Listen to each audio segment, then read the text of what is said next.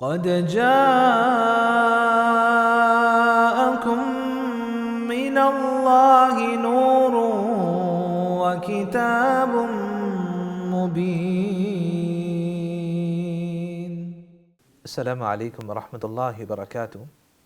الحمد لله الذي أكرمنا بالإسلام وأنعم علينا بنعمة الإيمان وشرفنا باتباع خير الأنام والصلاة والسلام على نبی العدنان اما بعد. ناظرین کرام، اللہ رب العزت نے انسان کو پیدا کیا ہے اور اسے مختصر زندگی دے کر بطور امتحان دنیا میں بھیجا ہے. انسان کی زندگی کبھی روشن راہوں پہ چلتی ہے تو کبھی اندھیروں کے سائے میں ڈوب جاتی ہے. ہم دنیا کی ہر نعمت حاصل کر لیں، ہر آسائش ہمارے قدموں میں آ جائے، لیکن اگر دل کی روشنی مانید پڑ جائے، اگر روح ذکر الہی سے محروم ہو تو انسان کی زندگی خالی، بے سکون اور بے مقصد ہو جاتی ہے. ہم سب تاریکی اور اندھیرے کا مشاہدہ کرتے رہتے ہیں.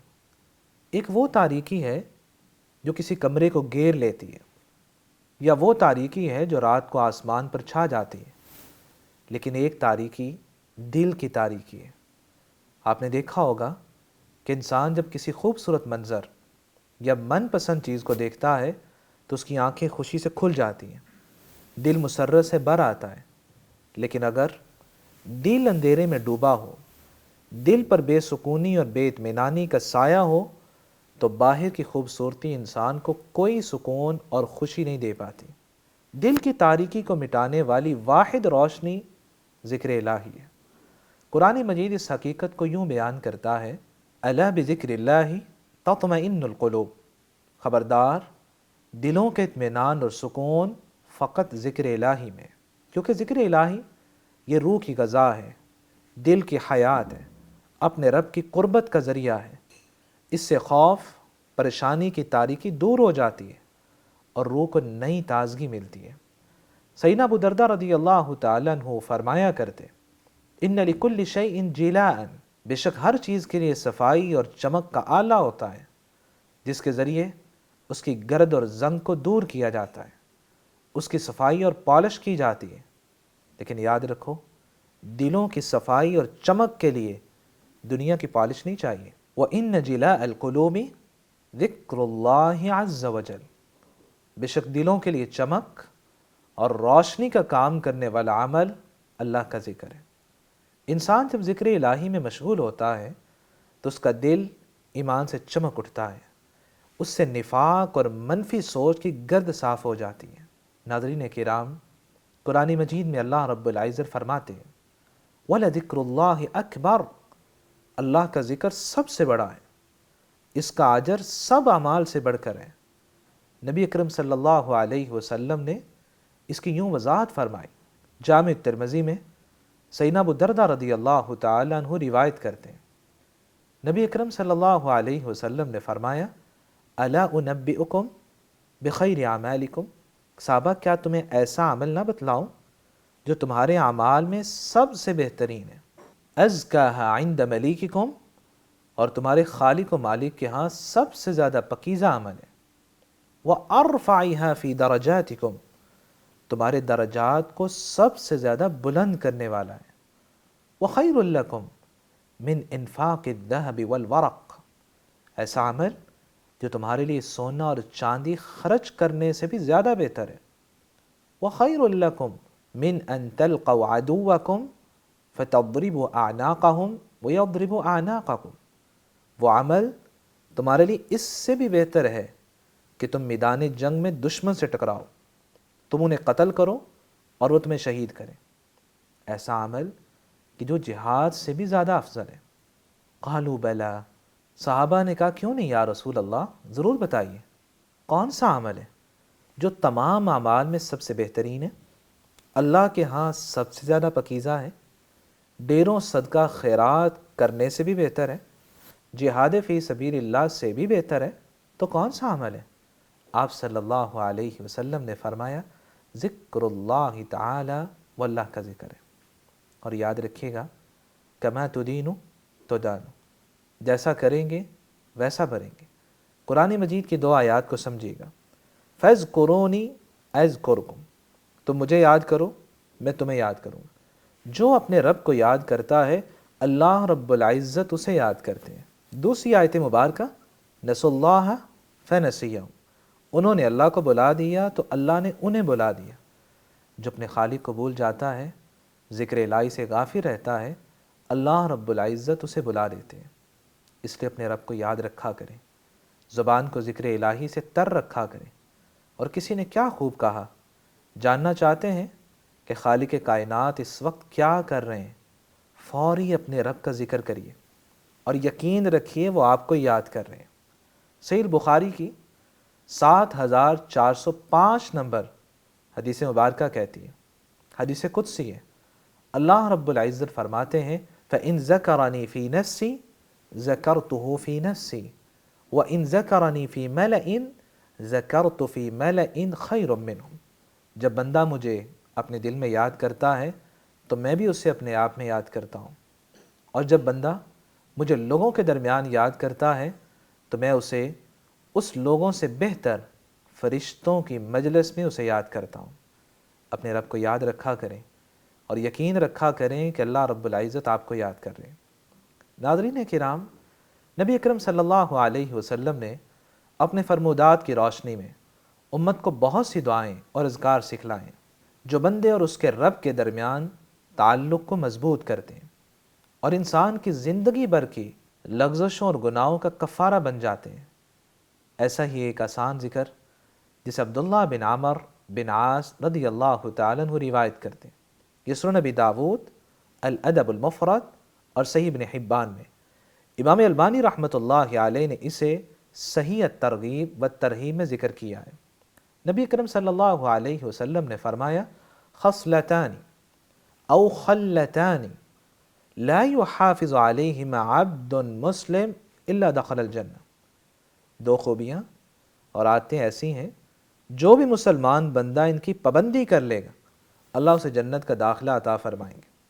ہما یسیرون ومن یعمل بہما قلیل، یاد رکھنا یہ دونوں عمل بہت آسان ہیں لیکن ان پر عمل کرنے والے بہت کم ہوں گے۔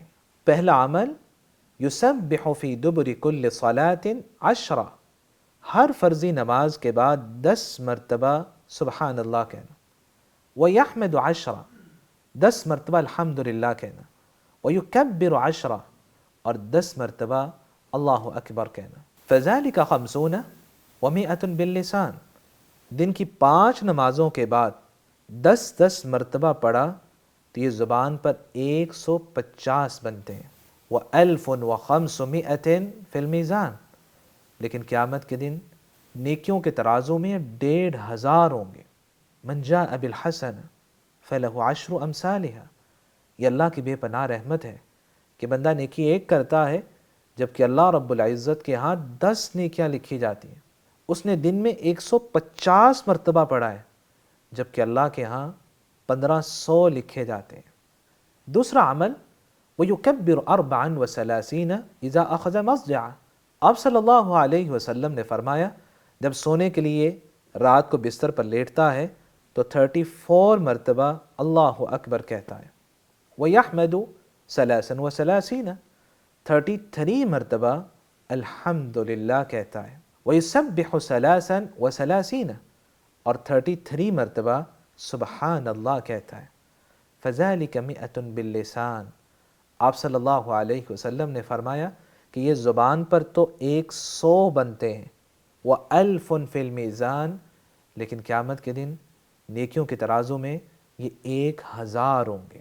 عبداللہ بن عمر بن عاص رضی اللہ تعالیٰ عنہ کہتے ہیں فَلَقَدْ رَأَيْتُ رَسُولَ اللَّهِ صلی اللہ علیہ وسلم يَعْقِدُهَا بِيَدِهِ، میں نے آپ صلی اللہ علیہ وسلم کو دیکھا کہ آپ انگلیوں پر ان اذکار کو شمار کر رہے تھے۔ تو انگلیوں پر اذکار کرنا یہ سنت طریقہ ہے، اگرچہ تسبیح استعمال کی جا سکتی ہے لیکن انگلیوں اور پوروں پر اذکار کرنا یہ زیادہ بہتر ہے۔ ایک تو یہ سنت طریقہ ہے، دوسرا قیامت کے دن یہ انگلیاں اور پورے آپ کے بارے میں گواہی دیں گے الہی ہمارے ذریعے تیرا ذکر کیا کرتا تھا۔ ناظرین کرام، فرضی نمازوں اور سونے سے پہلے کہے گئے کلمات کو دیکھیں تو یہ 250 بنتے ہیں، جبکہ اللہ کے ہاں 2500 نیکیاں لکھی جاتی ہیں۔ صحیح ابن حبان کی حدیث کہتی ہے، نبی اکرم صلی اللہ علیہ وسلم نے جب یہ ذکر بیان کر دیا تو فرمایا فَأَيُّكُمْ يَعْمَلْ فِي يَوْمٍ وَلَيْلَةٍ 2500 سیئہ۔ صحابہ بتاؤ کون ہے تم میں سے جو ایک دن اور رات میں 2500 گناہ کرتا ہوگا؟ ان الحسنات یذہبن السیئات، قرآن کہتا ہے نیکیاں گناہوں کو مٹا دیتی ہیں۔ گویا یہ دونوں عمل کرنے والا روزانہ 2500 نیکیاں کرتا ہے جو اس کے گناہوں کو مٹا دیتی ہیں۔ اس لیے آپ صلی اللہ علیہ وسلم نے فرمایا جو انسان یہ دونوں عمل کر لیتا ہے الا دخل الجنہ، اللہ اسے جنت کا داخلہ عطا فرما دیں گے۔ صحابہ کرام نے یہاں سوال کیا، یا رسول اللہ کیف ہما یسیر ومن یعمل بہما قلیل؟ اللہ کے رسول یہ عمل تو بہت آسان ہے، لیکن ان پر عمل پیرا ہونے والے کم کیوں ہوں گے؟ آپ صلی اللہ علیہ وسلم نے فرمایا یأتی احدکم الشیطان وهو فی صلاتی، شیطان تم میں سے کسی کے پاس نماز میں آتا ہے، فیذکرہ حاجہ قبل ان یقولها، اور اسے اس ذکر کو کرنے سے پہلے ہی کسی ضرورت یا خیال میں مشغول کر دیتا ہے، فیقول اذکر کذا اذکر کذا، اور شیطان کہتا ہے یہ یاد کرو تم نے فلاں کام کرنا ہے، نماز کے بعد فلاں کو بھی وقت دینا ہے، اور انسان اس ذکر کو کیے بغیر ہی کسی کام میں مشغول ہو جاتا ہے۔ وَيَأْتِيهِ فِي مَضْجَعِ فَلَا يَزَالُ يُنَوِّمُ قَبْلَ أَن يَقُولَهُ حَتَّى يَنَامَ۔ آپ صلی اللہ علیہ وسلم نے فرمایا اسی طرح شیطان انسان کے بستر پر آتا ہے اور اسے اس ذکر کو کرنے سے پہلے ہی سلاتا رہتا ہے، یہاں تک کہ انسان اس ذکر کو کیے بغیر ہی سو جاتا ہے۔ ناظرین کرام، یہ دونوں اذکار کتنے آسان ہیں، یہ نیکیوں کا وسیع خزانہ ہے، ساتھ جنت کی ضمانت بھی ہے، مگر حدیث خبردار کر رہی ہے ان پر عمل کرنے والے بہت کم ہوں گے۔ اب ہمیں غور کرنا ہے کہ کیا ہم ان اذکار کو اپنی زندگی کا حصہ بناتے ہیں؟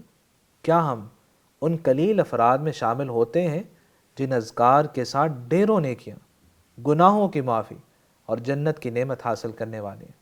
الہ العالمین ہمیں بھی ان قلیل لوگوں میں شامل فرما دے جو ان اذکار کی پابندی کرنے والے ہیں، ہماری زبانوں کو اپنے ذکر میں مشغول کر دے، ہمیں بھی وہ شخص بنا دے جس کے بارے میں تیرے نبی نے فرمایا وَرَجُلٌ ذَكَرَ اللَّهَ خَالِيًا فَفَاضَتْ عَيْنَاهُ، جس نے تنہائی میں اللہ کو یاد کیا حتیٰ کہ اس کی آنکھوں سے آنسو جاری ہو گئے، یہ قیامت کے دن عرش الہی کے سائے تلے ہوگا۔ ہمیں بھی ایسا شخص بنا دے۔ آخری بات، سلف کی ایک بات کبھی نہ بھولیے گا، وہ کہا کرتے تھے اشد عقوبۃ فی الدنیا ان یمسک اللہ لسانک عن ذکری، آخرت میں جزا و سزا تو ہے ہی ہے، لیکن دنیا میں اللہ کی سخت ترین سزا یہ ہے کہ اللہ رب العزت تمہاری زبان کو اپنے ذکر سے روک دے، ایسا گناہ کر بیٹھو کہ تم ذکر الہی کے نعمت سے محروم کر دیے جاؤ۔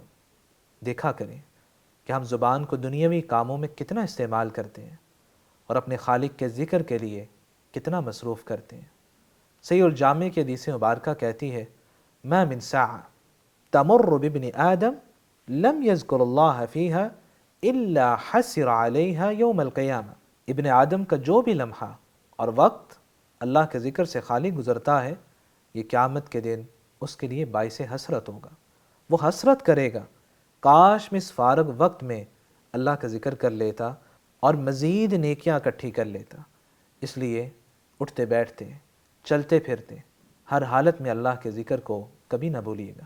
میری اللہ رب العزت سے دعا ہے الہ العالمین ہمیں والذاکرین اللہ کثیرا والذاکرات میں شامل فرما دے، ہمیں توفیق دے کہ ہماری زبانیں تیرے ذکر سے تر رہیں۔ اقول ما تسمعون واستغفر اللہ لی ولکم ولسائر المسلمین من کل ذنب فاستغفروه انه هو الغفور الرحیم۔ يا أهل الكتاب قد جاءكم رسولنا يبين لكم كثيرا مما كنتم تخفون من الكتاب ويعفو عن كثير. قد جاءكم من الله نور وكتاب مبين.